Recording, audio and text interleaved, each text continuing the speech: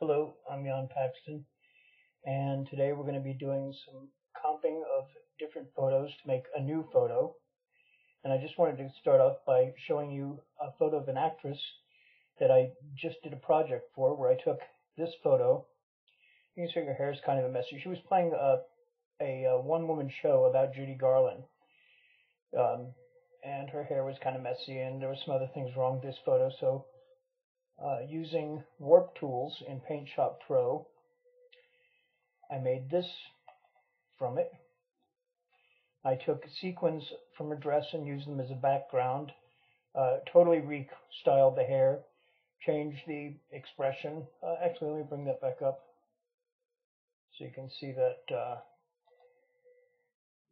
I've changed the expression on her face. I've changed the focus of her eyes. I've added dress and more foreground. I put some orchids. And then once that was done, get rid of this, I created this portrait for her, which is a whole new thing, and it's a lot of fun. But when I was doing this, she had mentioned that she had some old photos of her parents. This is Mickey, and this is Janet, and they were married in 1953. And the Korean War had just finished, and he was about to go into the service, and they met at a Sadie Hawkins dance. He was the captain of the football team, she was a cheerleader, and all the girls had their eyes set on him, so she won. She actually ended up tearing off his uniform shirt in chasing him and claiming him for the Sadie Hawkins dance. So they ended up getting married, and their first months of marriage were all communication by letter. And they didn't have photos of them together except these, which are not really great as a portrait. So I wanted to do as a gift for Deborah. I wanted to recreate history and do a portrait of them together. And she had these two photos to show me, and that's what I started with. So what we're going to create today is called America's Sweethearts. And it's a composition photo, or photo painting, of these two people. And by the way, I wanted to tell you, we're going to work today at a resolution of 100 dpi, but when you're working on an actual print job, you want to keep it at 200 dpi. I'm just doing it at 100 dpi because it'll operate, everything will process a little faster. I have a really slow computer. And I'm going to be doing this all with a mouse pad and no Wacom tablets, nothing that the average person doesn't have. And we're going to do everything. It's going to be really basic. And I'm going to introduce you to techniques that you should be able to do a lot of fun things with. So the first thing we're going to do is take this photo and we're going to prepare it for use. And that's going over here to our Smudge Brush. Now the Smudge Brush, let me increase the size. Let me tell you about the Smudge Brush. It has two functions. If you do a left click, let me move over to this guy. If you do a left click, you'll see it just sort of blurs and smudges. You go back, and if we do a right click and drag, it pulls paint. I call it paint. It's actually just pixels, but you see, and it comes really handy for lots of things. So the first thing we want to do to prep this photo is get rid of lots of little cracks and things like that. In minor little like pixel problems, there are actually tools within PaintShop Pro that do it. You don't have to do it by hand. I like doing it by hand because I like to paint. So we would just go like this. Now I'm doing a right click on this. And then once you have your areas, then you would go a left click just to smooth it.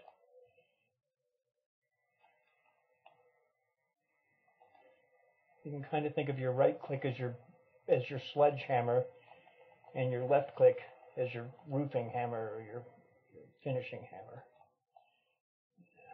So we're going to fix these things. And by the way, we're going to pretend that we're on a cooking show. You know how when they do a little bit and then they put it in the oven and instantly an hour passes and they bring out the finished cake. We're going to do it that way so that we can actually get through as much of this as possible. I love this tool. The first things I did on PaintShop Pro were done almost exclusively using a smudge brush. I made little Rorschach test figures. Funny thing is, 7 years after starting, they ended up in a gallery in Italy as part of a Prada show. Go figure.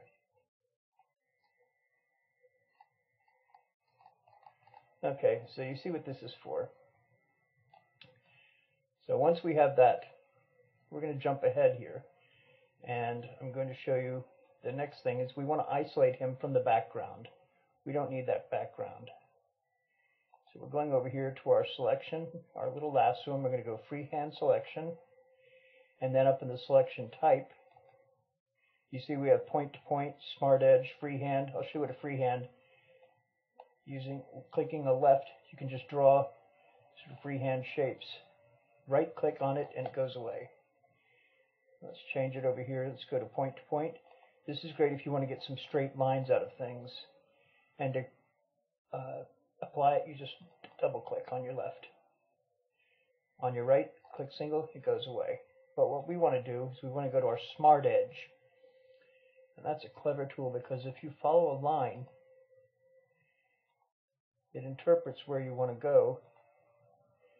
And you can adjust how, you can see it's a little scratchy looking, but you can smooth that all up. If you look up at the top, right by feather, range, and smoothing, you can control smoothing it out a little bit.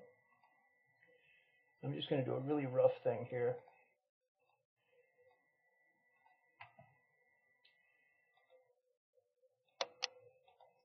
By the way, if you just hold it up there, it'll automatically scroll for you.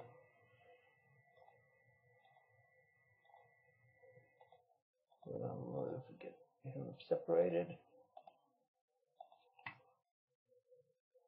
I feel almost like a minister here because I'm going to marry them into one photo.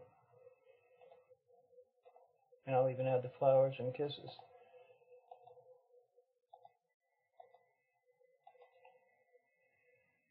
Don't worry about getting it exact. Let's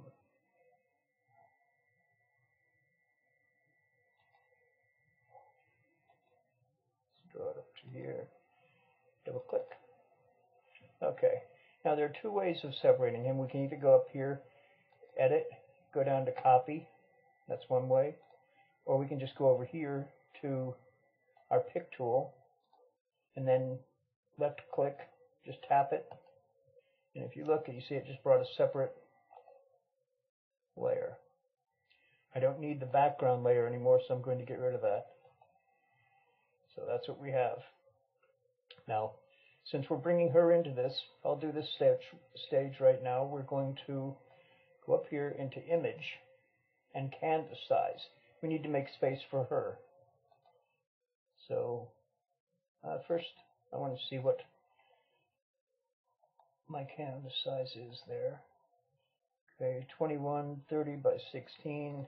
So we need, well, I'd say another 10 inches on the side. So let's go up into our canvas size. We've got 21 and a tad. No, that's too much. We'll just do 22. We have 32. We don't need that. We need maybe 16. Let's do 25. That should be an, we'll do 26. 27. Okay, now we have to anchor him in our lower right because we're going to put her on the left side, his left side, the right side of the, you'll see there. You see I've just created that. That's the space we're going to put her in. Now, we're going to move him to the side for now. We're not going to pay attention to these other scratches here at this stage. First thing you'll notice, she's color, he's not. So we want to address that. We're going to go up in here and in Adjust, go down to Hue and Saturation, then Vibrancy, and just strip all the color out. You can see if you go this way, it gives you tons more color. You go this way, takes out all the color. Okay. Now, she's pretty close. You want to look and see, are the same brightness, the same contrasts? She's pretty close now, but not quite. So we're going to go up here into Adjust again. We're going over to Brightness, Contrast, and then Fill, Light, and Clarity. And what that does, you see it brings all that up. We don't want that much. We also don't want to... The clarity can make things a little sharp. You see if I move it all the way this way, it's fuzzy. If you move it all this way, it's sort of garish. We don't need it to be that sharp. We don't even need that much color. I think we need about right there. A little bit more. Okay. Now, we're not going to worry about fixing scratches on her because we've already addressed that. That is one of the processes. I'm going to pick her out. Now this is one step where you want to have an idea of what you're going to be doing. And I know that I want to have her sort of the girl behind the man. I am doing America's Sweethearts in 1953. That was the role. And they were iconic in that they were sort of the classic American sweethearts. Cheerleader, football captain. You can't get more American iconic than that. But we don't need her hand. So we're going to go around that.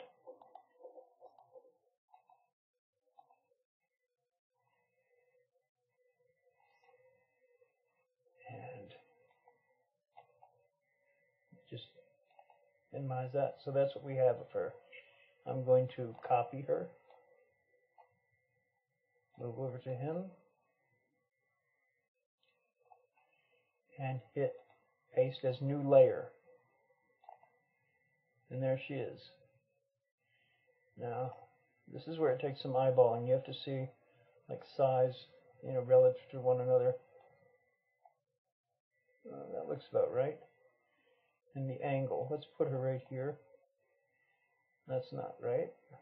So, grab the center little node. And that looks about right. Okay. No, not that much. Right there, that looks good. Now we're going to put her in here, right here to him. Now we want him in front. We can do this one of two ways.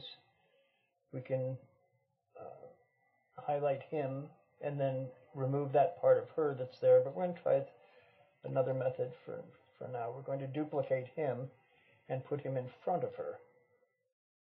Okay, now what we would have to do here is remove some of him. You know something? I don't like his ear being that much in front of her, so I'm going to select her, move her over a little bit, move her down just a bit more. There we go.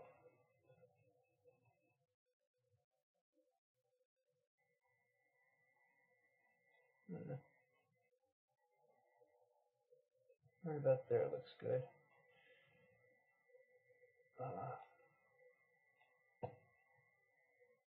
Okay. Now you'll see that we have a space in here that we need to put something. So I'm going to make sure I'm on her layer. Then I'm going to back over to my Smudge Tool. And on the right click, I'm going to drag some of the hair.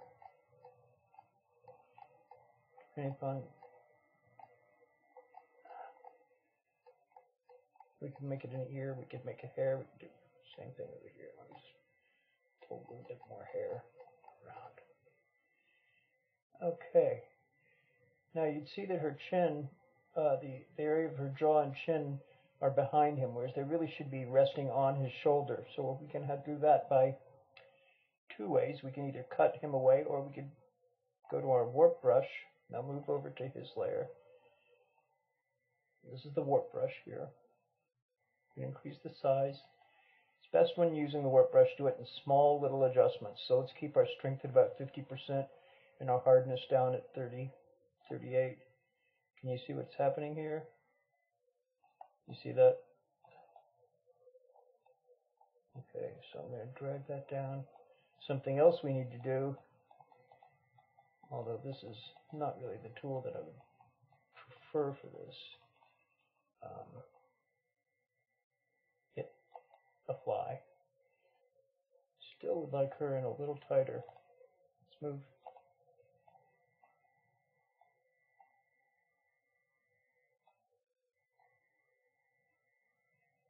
No, that looks pretty good.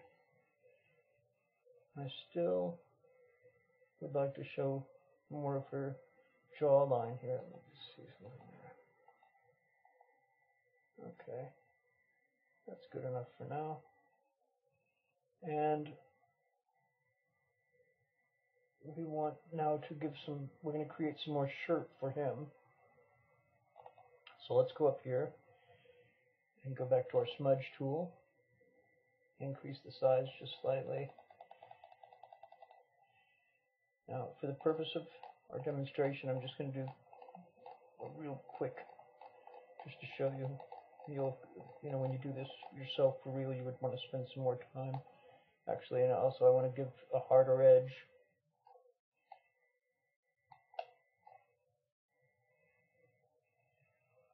So I'm just dragging pixels around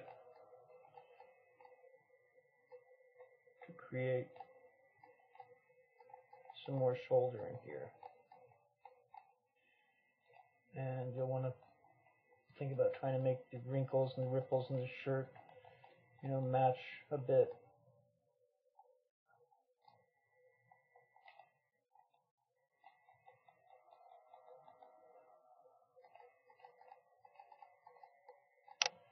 And then we're going to do the same thing with her, but first we want to figure out how much we need to put. So I'm going to crop it out to the size I want, and I think I want a square on this, so I'm going to go here to square,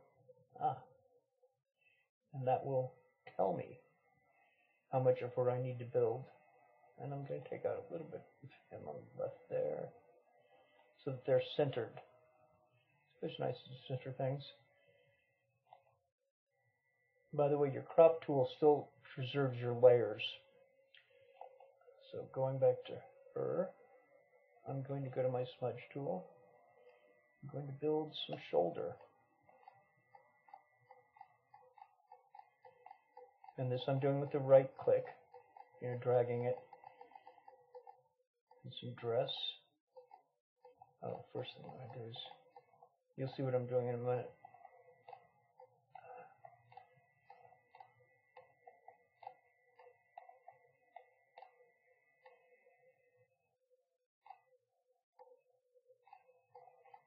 That's going to give the illusion of her arm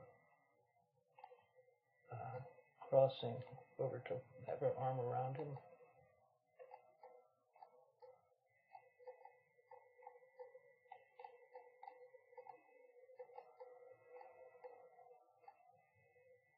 Okay, so that's going to be pretty much our basic composition.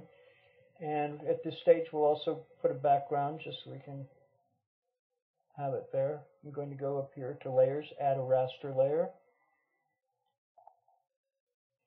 And I'm going to move him. I'll leave him back there, that part. Okay, and we're going to find a nice, let's pick a sort of a paler gray color. Go to our paint can and dump that in there. Okay, that looks pretty good to me.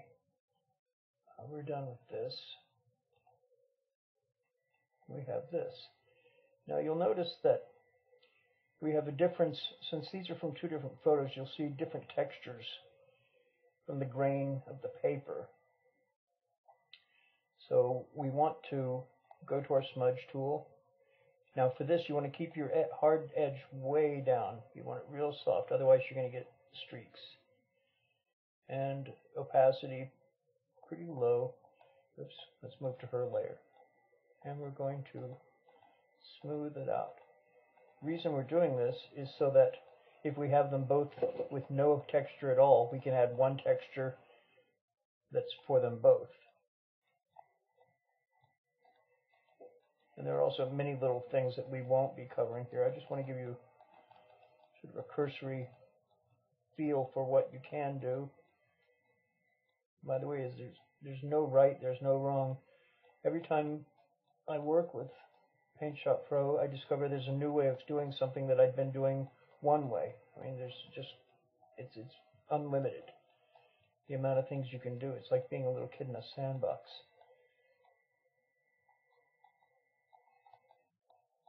Interesting story how I started working with PaintShop Pro. I had an illness and was undergoing chemotherapy, and there was something called an art therapist that came in, and I was pretty much bedbound for months, and she brought in a Wacom tablet and a laptop and this program, and she tried to get me to paint. I took one look at all those buttons and I thought, my God, there's no way I can do this. But I had nothing but time. Next thing you know, they couldn't pry the thing out of my hands. And I'd created those stick figures that are now in an art gallery in Rome. Okay, so that's, I've stayed on this long enough. I'm going to close this out.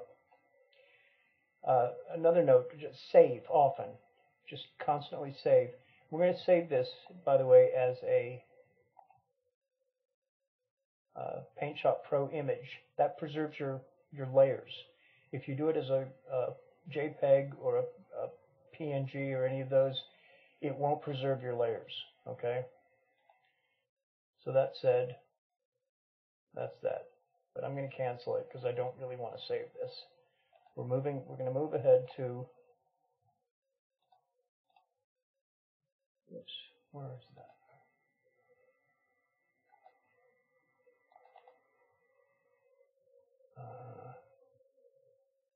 Smoothed. Here we are. Okay, you can see this. I've smoothed a lot of the areas, the shirt through here. Just do a little bit more. Oh, not that they're merged at this point. And that's what it looks like there. Let me go in another file. Got too many to work with.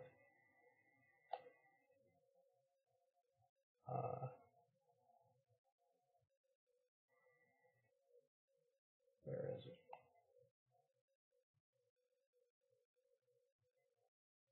I can't find that. Maybe it's in here. Nope, that's a different one. I end up with so many layers sometimes. That's okay because you can always go back to one. So the next element we're going to bring in, we've merged them, we put them together, is we're going to try adding some attitude to their faces. And that's this tool, the Warp Brush. It's a great little tool. We're going to give him a bit of a Clark Gable sort of raised eyebrow and a little bit more smile. A little note on playing with people's facial expressions. If you're going to change the width of the smile, make sure you also adjust the cheekbone. You see how I've raised the eyebrow? And be careful not to raise the eyelid or the eyeball. You don't want to do that. Move it back. And the other place we're going to adjust is we're going to make her eyebrows the same shape. Give her those nice wasp arched eyebrows that were so popular in the 40s and 50s. I thought it was funny, the 1930s, they liked very rounded eyebrows, but not by the time they got to the 40s, they liked them like this. I think Joan Crawford might have had something to do with that. And we're also going to broaden her smile just a little bit out there. Make it a little bigger and adjust the cheekbone. Raise that. There we go. Nice broader smile. Another thing we're going to do is we're going to give her a little bit more lift to her hair. A little bit more shape there. Oh, and at this point I want to talk about edges. We're going to hit apply. You don't ever want, if you look up here, you'll see hard edges. You see that? We don't ever want those. We want to soften our edges. So we're going to go back to our Smudge Tool, and using our left click, I'm just going to soften these things. And this is a really subtle adjustment here. See over here, it's real hard. That edge, you want to see that? It's just a little softness. Same thing here, a little softer. Just dragging it slightly over the edge.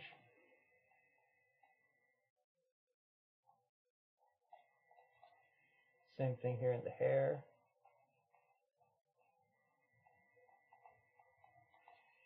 I'm going to show you something I love doing with hair. In here we have our Lighten and Darken tool. I'm going to take it down to a small amount, about here, and I'm going to, okay, if you do right click, it does one, either highlight, and left click, it does shadow. So let me take this up a little bit more in opacity. We can actually build in a bit of highlight on her hair. Let me bring it a little higher.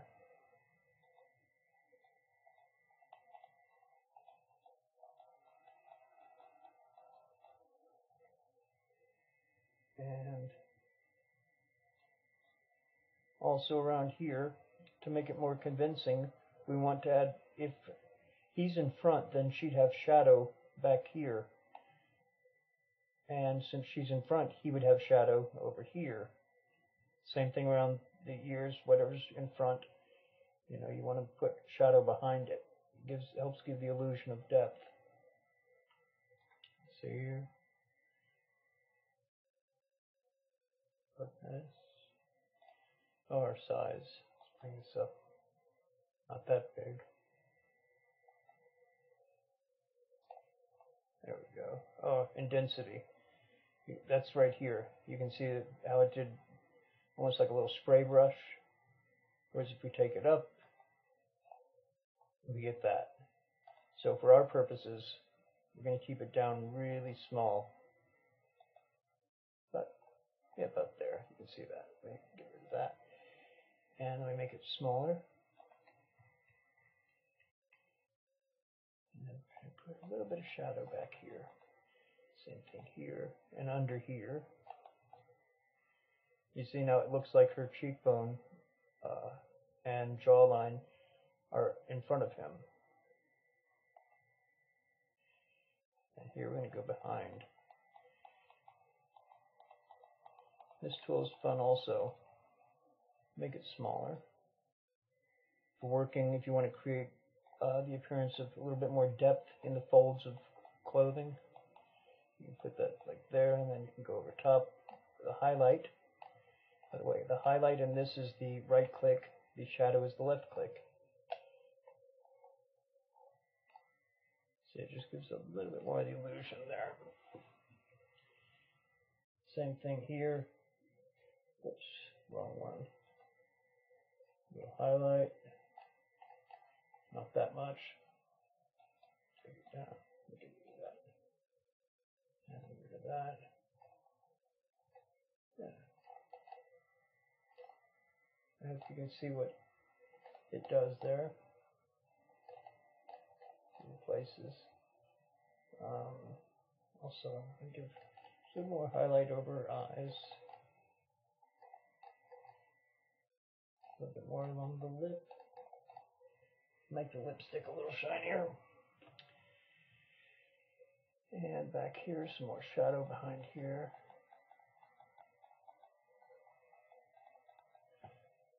Okay. There are many more adjustments that you would probably make if this were your portrait that you were working on, but this should show us now. Get us started. So I'm going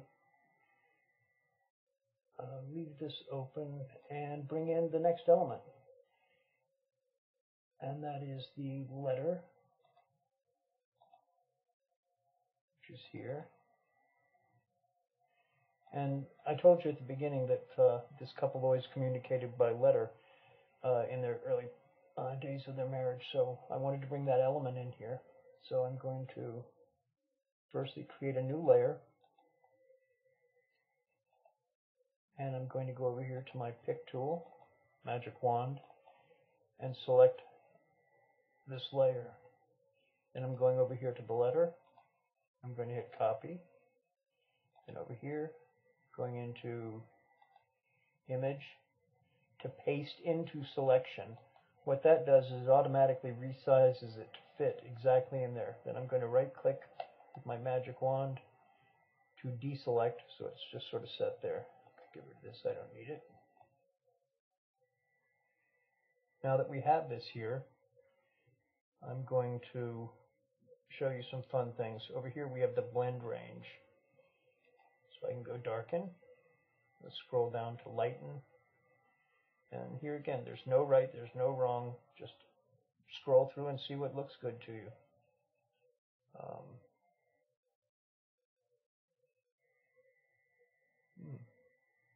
I like overlay, but you can also take our opacity down so it's more faded. Another thing we can do is I'm going to duplicate my background image, move that in front of this, and then play with that, because I can. And sometimes you'll find some interesting effects by multi-layers with different blend ranges on them. I like, let's see, go back to this, increase this. That's pretty nice. I'm not sure that I want the writing right on their faces. I'm also going to go ahead and take this back to multiply. There we go. So what I do there is I'd go over to my eraser tool, make it a little larger. By the way, the new PaintShop Pro 2018 has great things with the opacity, whereas you can just erase it a little bit or erase it totally. And I'm going to take the edges, take them down so it's not a sharp edge. I'm just going to erase them real lightly. I don't really want, just for style's sake, I don't want it looking like they're in front of a letter. I want them to be part of the letter. And so there'll be little places where I'll let it bleed over onto them. I might even let it bleed all over his shirt, right through here. That doesn't look half bad. And I think that I want, I'm going to just try this. I'm going to move to this layer, and then I'm going to go to my pick tool and make it a little broader there, so it goes all the way to the edges.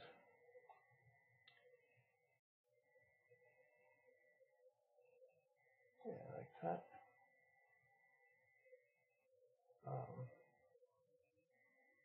But if I do that, then let me just go back a couple spaces. I'll do it. Then I would erase. One more time. Still have a bit of erasing there. I'm just going backwards, by the way, to remove the erasing I did. Now I'm going to increase it to the borders.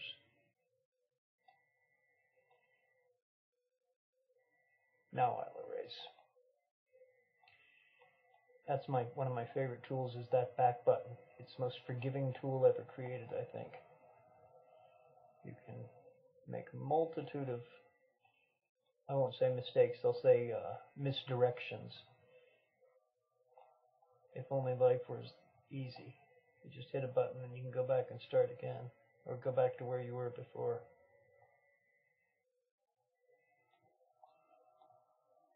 So, just removing some of this again. Okay, so you get the idea. So, once you have that done, then you would just hit, you can either keep it all saved as layers, or you can hit merge. we're not going to worry about that for now. I'm going to move to the cooking show, the next version, which would be here. That's sort of what it would look like. Now I want to put this through a filter, and what that is up here in Effects, we have photo filters, something called a time machine, which I love. It gives you great edges. You see there how it gives a photo edge? I'm just going to run through and show you a few of the things it does. And you don't have to have the edges, you can see here, and you can increase the intensity of the effect.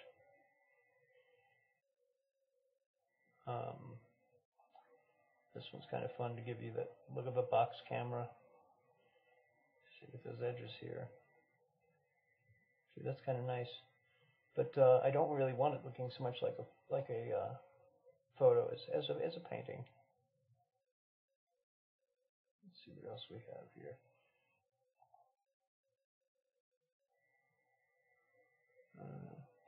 And cross process. That's interesting. Okay, but I'm not going to keep that. I'm just going to hold off and stick with this for now. Now what I want to add is Janet's Kiss. I took this from one of the letters that she'd written to him, and I saved it as a PNG file. I'm going to hit copy, move over here, and paste this in. Paste this new layer, and there we have it. And I'm going to decrease the size a bit. Move it up here to a corner. And once again, if you want to roll through your blend modes, we can make it darker. We can make it, oops, just down this. Oh, that's too light. Scroll down through. Luminance, that just will give you the information without any color. Multiply, which will give you the image, the luminance, and the color. Dissolve, that gives you like a airbrushed effect. Hard light, that's interesting. Soft light. Difference, that's the opposite. So if something's green, it'll come up red. If it's red, it'll come up green. I kind of like that hard light, but I think we'll keep it in multiply. We're going to take our opacity down a little bit to make it just a little bit more faded. I still think that maybe the size should be a little bigger for this. All of these things, by the way, are subjective. As I said before, there's no right, there's no wrong.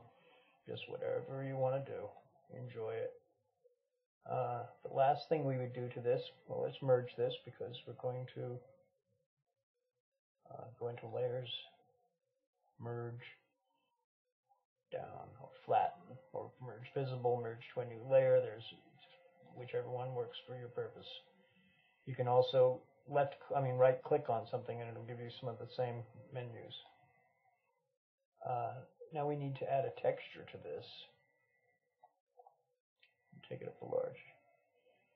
And let's go into our effects, to texture. You see that? Now this one I chose is old paper. You can add canvas, you can make it look like it's on cement, you can add odd things, and just anything you want to do, and there's lots of things to choose from. But for the purpose of this, I just want it to look like it's on paper. And you can decrease the depth. You see there. You can increase the smoothness or harsh, and you can add a bit of light sheen to it. There again, just play. You can change the color of the light that comes in, the angle. Again, there's no right, there's no wrong. It's whatever appeals to your taste. So once this is done, I want to put a frame to it. So I'm going to go up here into Image. Go down to Picture Frame, and you'll see all kinds of things. You can do like smudged edges. You've got these kind of frames. I don't really work with those personally, but I like sometimes doing a soft edge, like this one's one of my favorites.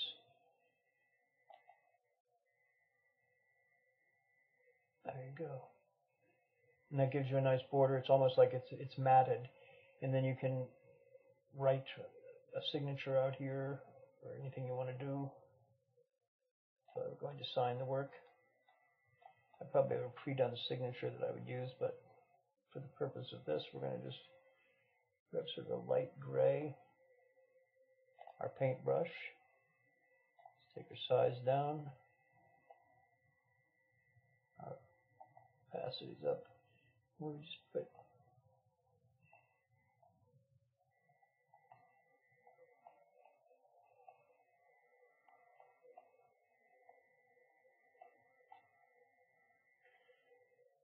there, or you could put your title down here, America's Sweethearts.